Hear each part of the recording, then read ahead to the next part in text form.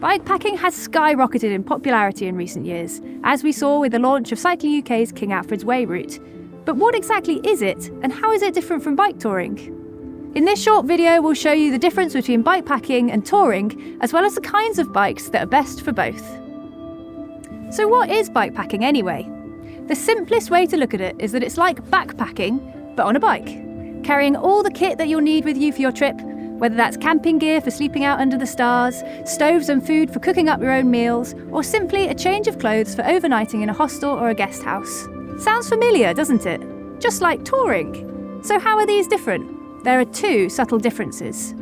Typically, bikepacking refers to off-road routes rather than sticking to tarmac like some traditional touring routes. Our bikepacking routes, including the West Kerno Way, Canty Way and Rebellion Way, blend these off-road tracks and trails with unpaved roads, linking lanes and cycleways to help riders get a little bit more remote than the asphalt would usually allow. Secondly, bikepacking setups like this one tend to use lightweight bags that strap directly onto the bike frame, minimising weight compared to a traditional rack and pannier setup, which is usually at the cost of a little less packing room. There's a whole range of approaches when it comes to bikepacking, from those racing ultra distances on light setups as fast as possible, to riders soaking in the surrounding landscape and culture as they ride, camp, and document their travels at a more relaxed pace. So which bike is best for your trip?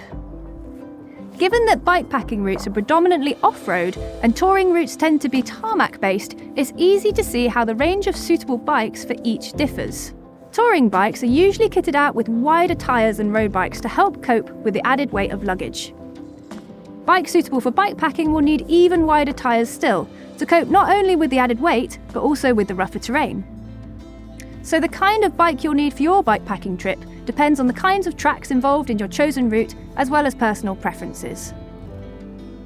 Many people enjoy bikepacking on gravel bikes with drop bars, especially on less technical off-road routes such as the Canty Way in Kent or the Rebellion Way in Norfolk.